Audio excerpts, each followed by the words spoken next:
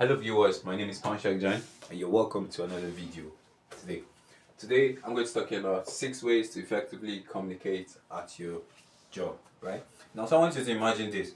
You're seated at your office desk and your boss comes in and your table is littered, there's a lot of files, a lot of documents scattered, and he asks you, can you give me the file on this case? And you're looking around for 1, 2, 3 minutes and you can't find the file. You know it's there, but you just can't find it because there's too many files on your desk in front of you. Imagine how your boss will feel about you in that moment. I feel like in his mind he would be going, this guy is disorganized as hell. Right? That's what we're going to talk about here. You are so disorganized. Now, let me use a different scenario aside from your boss. Although I know that we always have these moments, especially when work becomes overwhelming, right? Now, you are the boss and you give an employee such a task and he takes 2 minutes or 3 minutes longer than expected to sort it out. Instead of telling the person you're so disorganized, what you should say is, I have noticed that we are having trouble keeping track of our tasks. Can we explore some tools to help us stay organized? That would make a person feel better. Number two, let's assume your cleaner do their job in the morning, but before the close of business, the company organization environment is already littered with debts, with papers, with letters, and all kind of debts, right? And your investors walk into the organization and and they see the place littered and they give a negative compliment about it. You would feel bad, that's right. And it's justifiable. First thing you want to do is lash out at the cleaners for not ensuring that the place was clean when the investors came in.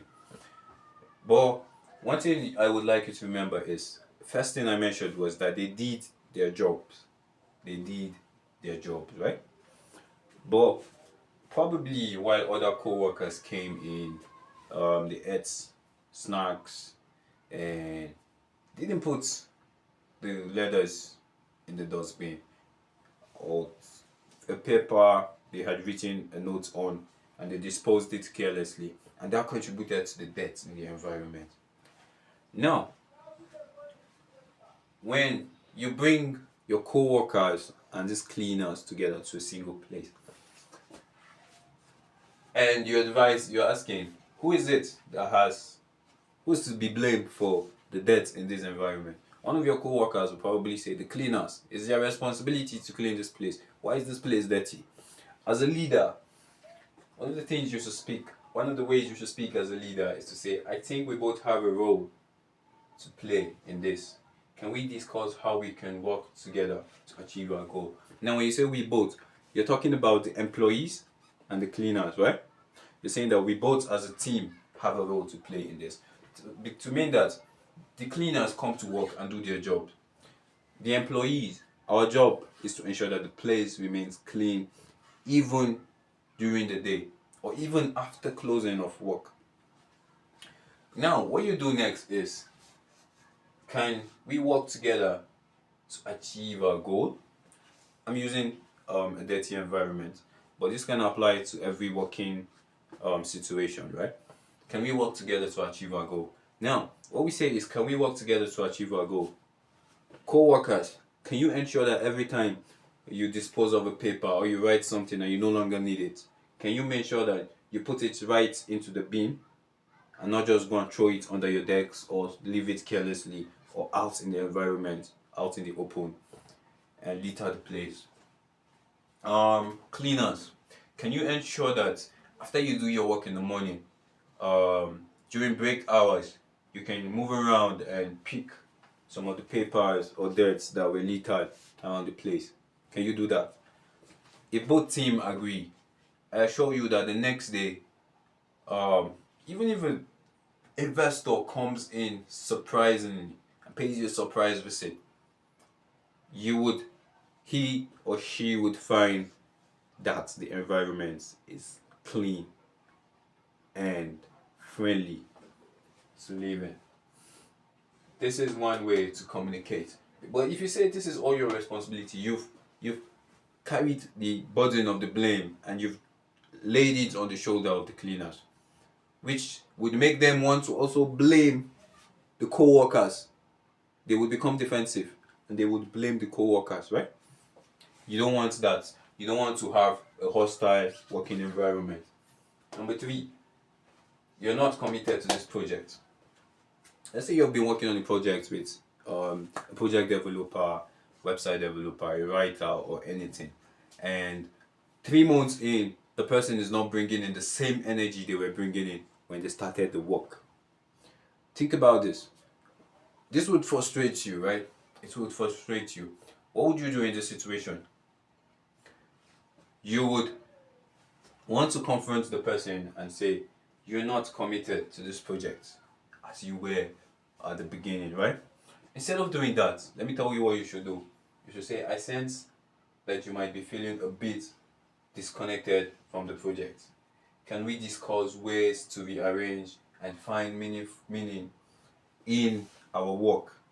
I sense that you are a bit disconnected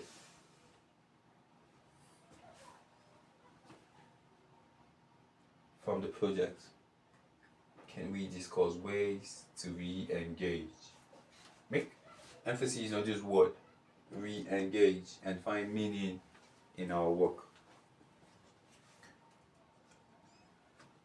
What this does is it would make he or she rethink their steps, and if there has been any fault on your own side, maybe he or she has tried to communicate some of the problems they have been facing with work, and you've not listened because you were busy with work, and that in a very bad way affected their morale.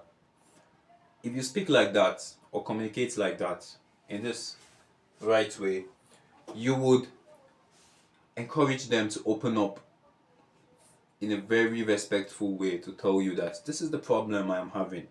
This is the problem I have been facing. I have tried to communicate this to you, or I don't know how to say it to you without sounding rude, without coming off as rude. And when you've known the problem, then you can find a solution, right? That is how it is to re-engage and find meaning in our work. It's a better way to communicate. You are not a team player. Now I've read and I've listened to a lot of podcasts, especially on Business Vault, on Spotify or Apple. If you have Apple or Spotify, I believe you should listen to Business Wars on Spotify.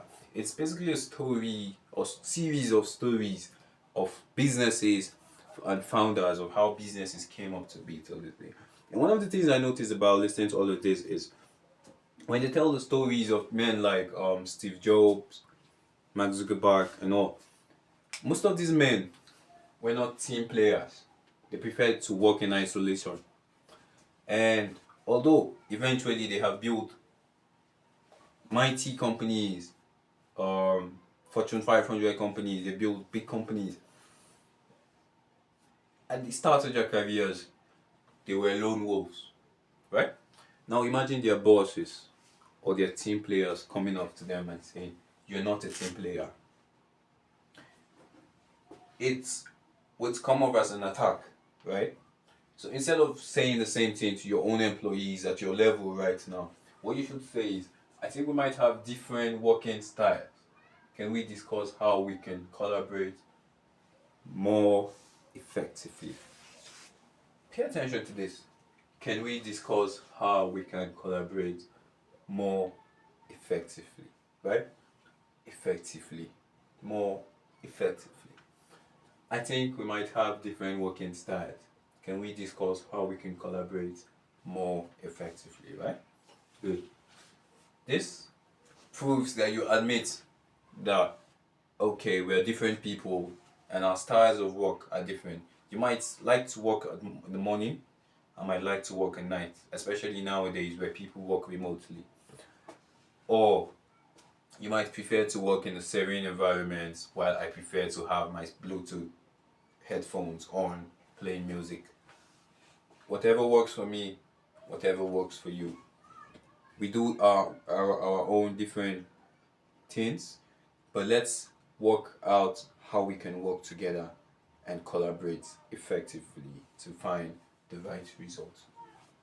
Number five, let's assume you've changed your job from a different company to a new place after 30 years of working at different organizations, and at your new organization there's this guy with just 6 or 1 month working experience, and he comes up and he's trying to tell you how to do things, how to do that.